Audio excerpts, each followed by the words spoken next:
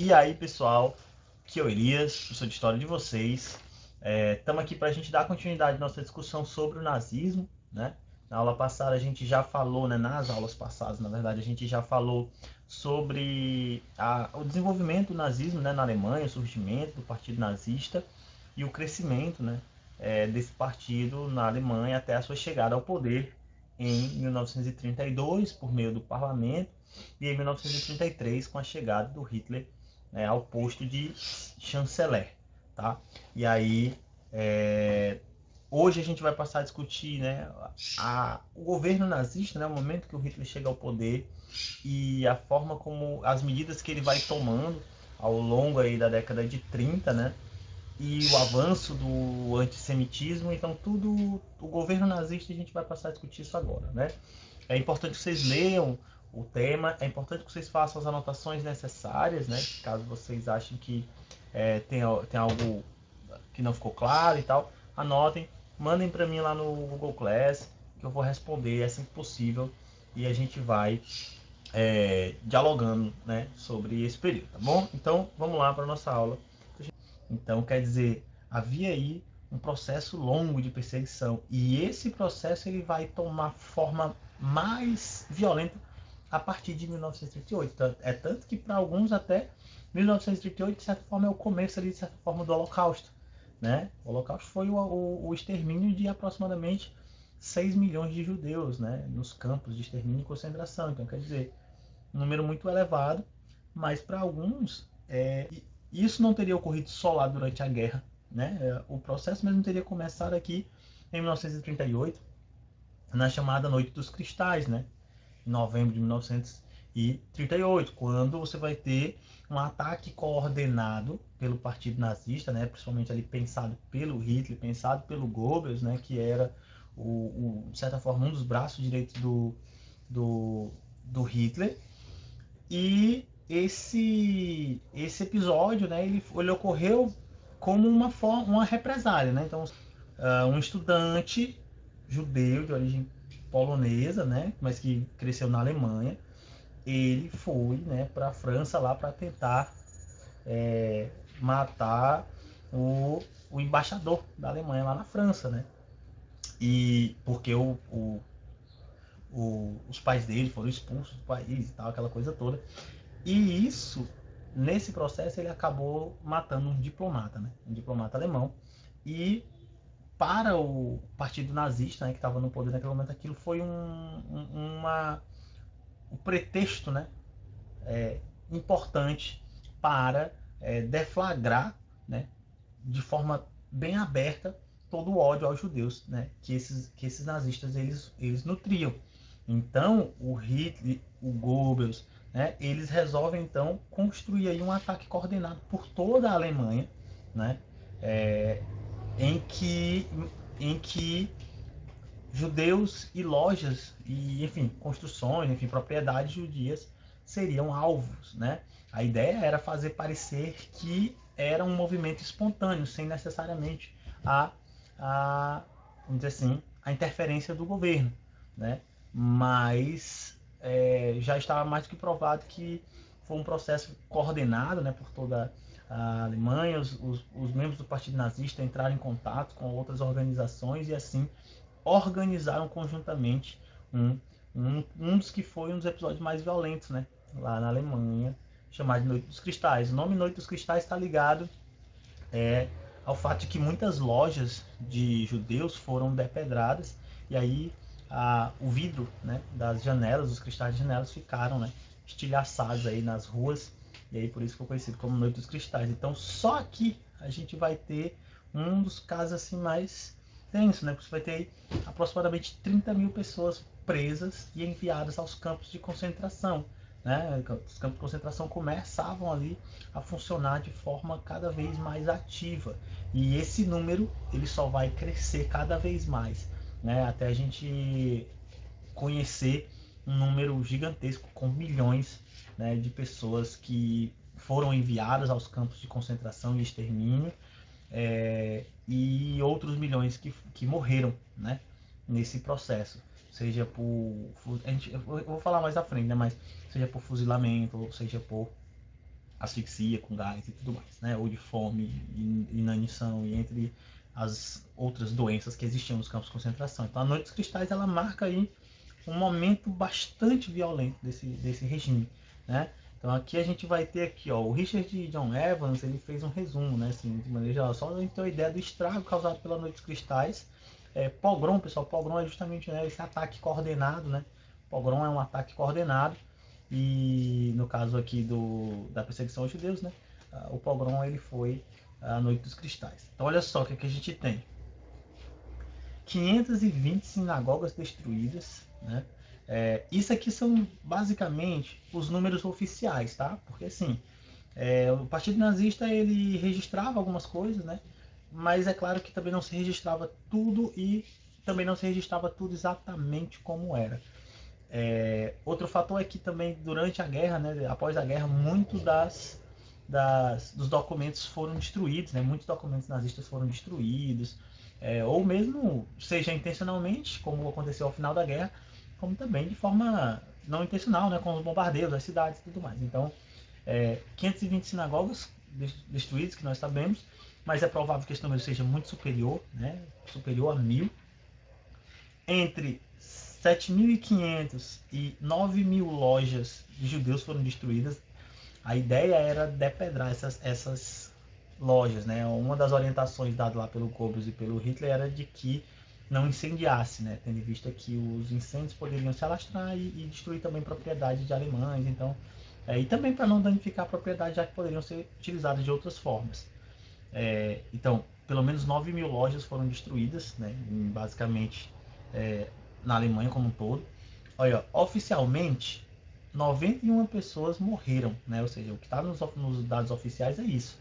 Mas o número real de mortos pode ter sido superior a 1.000, né? Tendo em vista que a violência foi generalizada. Então, você vai ter ataques, né? Literalmente, contra judeus, enfim, né?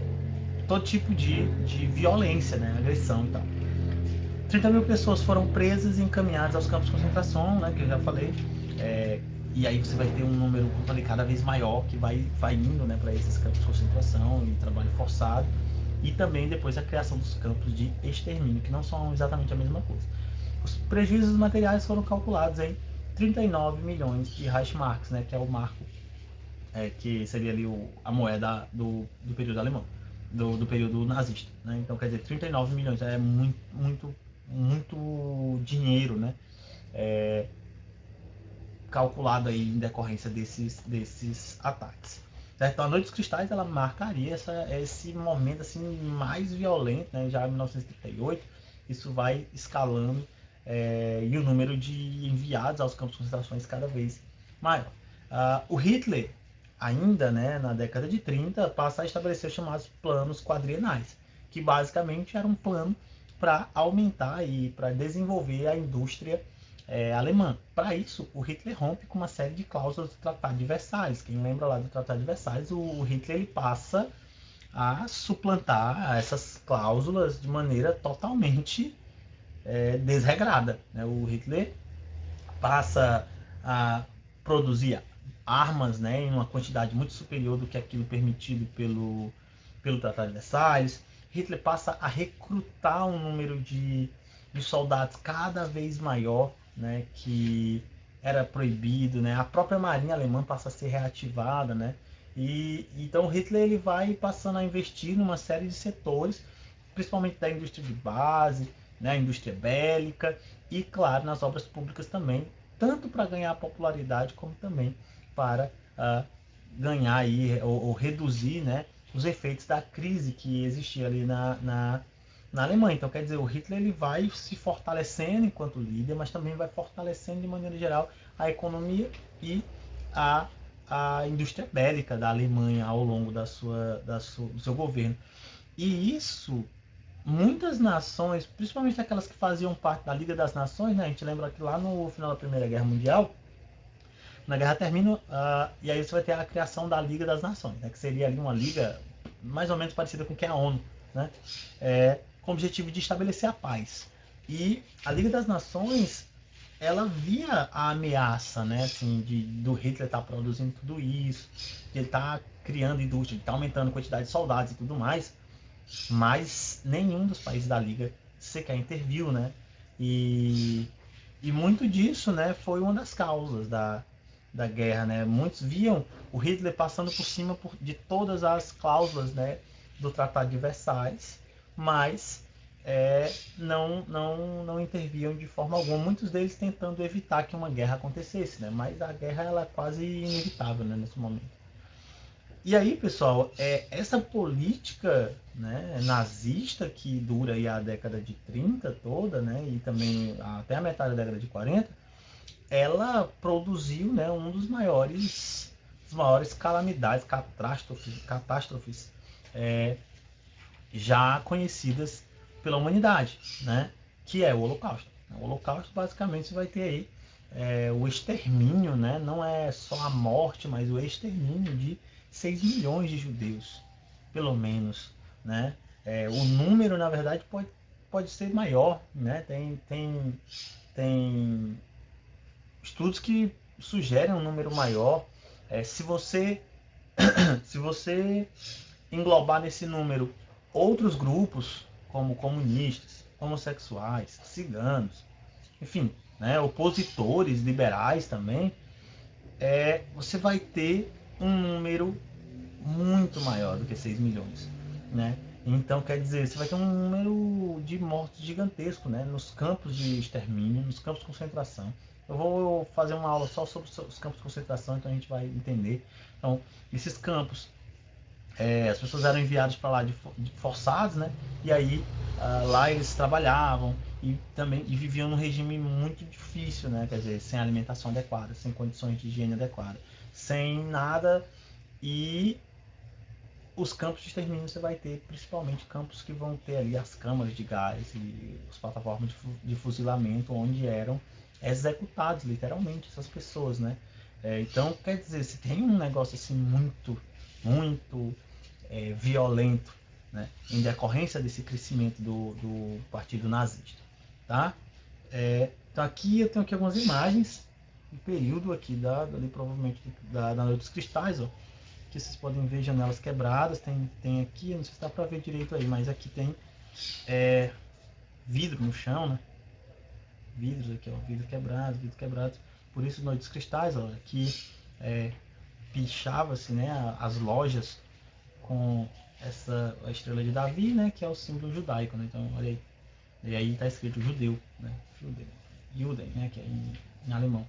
Que também é complicado, né? Porque os judeus eles começam a ser proibidos de frequentar determinados espaços. Os alemães são convocados a não comprar em lojas judias. Os soldados alemães eles passam a ser impedidos de manter relacionamento com mulheres de origem judaica. Então, quer dizer, você vai ter, né, um processo de aprofundamento desse antissemitismo de uma forma assim não conhecida até então.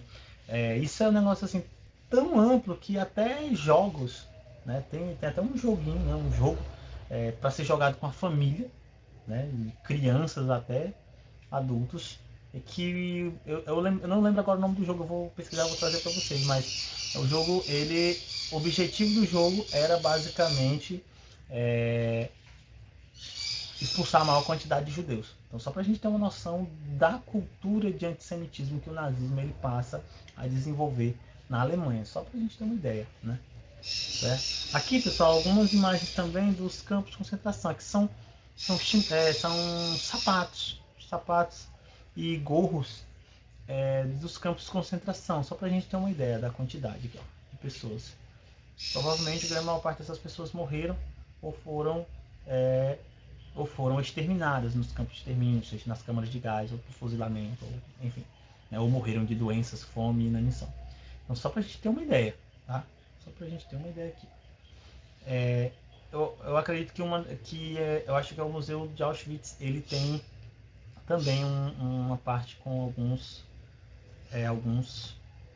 sapatos. Aqui, ó, a entrada do campo de Auschwitz, que aqui está escrito o trabalho liberta, né? Arbeit macht frei, quer dizer, o trabalho liberta. Então esses campos eram vistos como, né, campos de trabalho forçado, né? Que eram na prática também, né? Mas principalmente eram campos de extermínio, né? Onde essas populações foram dizimadas de forma extremamente desumana, né? Como quase nunca se conheceu na história da humanidade. Então, Auschwitz foi um dos campos, provavelmente o maior dos campos de concentração. Existiram vários outros, não só na Alemanha, tá? E esses campos, eles são, né? O campo de Auschwitz hoje ele ficou preservado, algumas partes dele, né, como um espaço ali de memória, né? Para que a Alemanha, de certa forma, e para que o mundo, né, jamais esqueça o horror que foram os campos de concentração. Quando eu for falar mais dos campos de concentração, a gente vai conhecer mais sobre isso, tá? Então, pessoal, é isso, né? Deu para entender, deu para ver como é que o Partido Nazista ele passa a atuar na Alemanha, né? E essa atuação ela vai se aprofundando, vai ganhando cada vez mais um tom mais rígido, de perseguição a opositores, de perseguição a grupos minoritários, e isso vai levando a uma escalada autoritária, né? Cada vez maior, gerando aí um regime extremamente totalitário, que é o nazismo. E, como consequência fundamental disso tudo, a gente tem o extermínio de milhões de judeus, né, e de outros grupos nos campos de extermínio, nos campos de concentração. Tá bom? Então, muito obrigado por assistir e até a próxima.